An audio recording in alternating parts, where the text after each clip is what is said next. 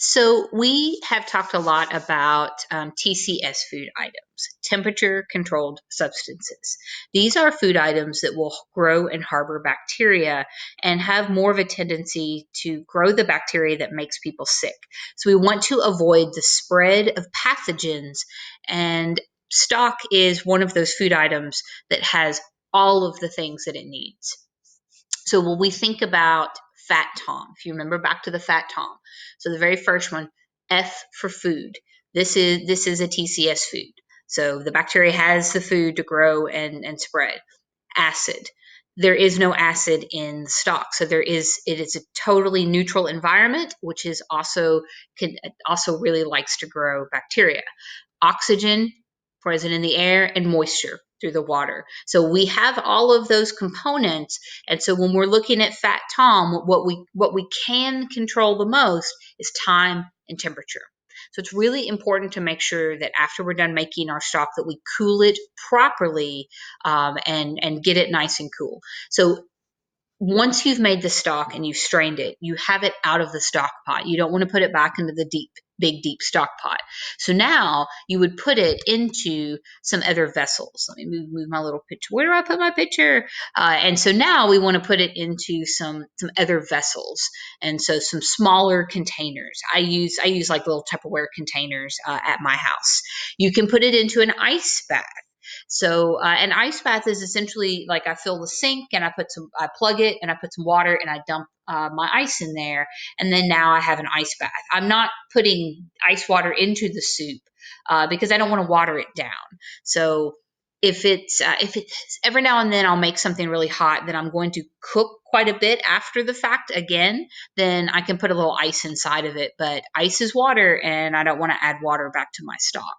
So I put the ice water around the pot, and then I go over and I stir it every so often just to kind of keep that hot and cold, so that the whole thing will cool down. So the center is not hot and the outside is cool.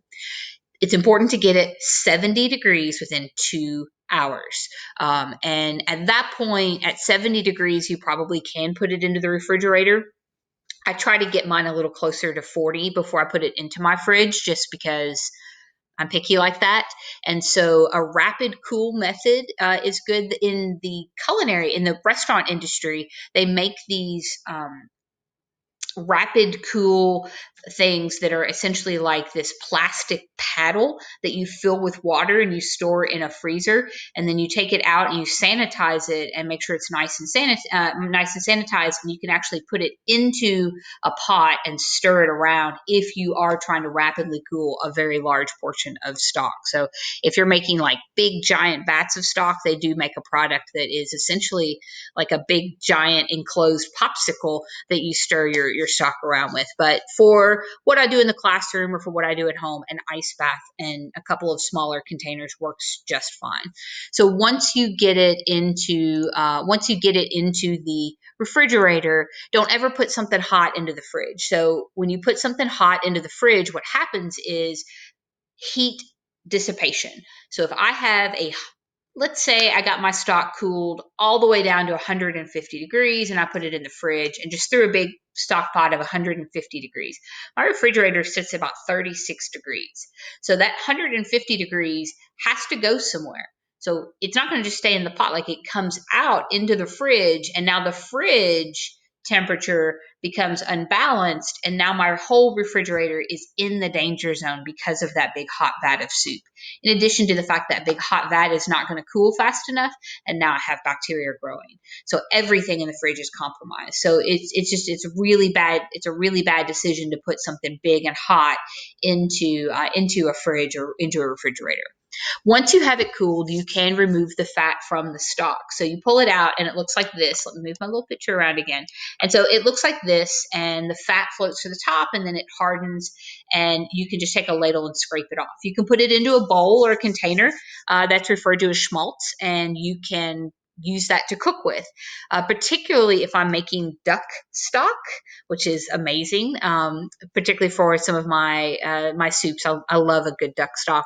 But the fat, the schmaltz off of the top, is really good to fry potatoes or to add flavoring or to make a roux for a really good sauce or something like that.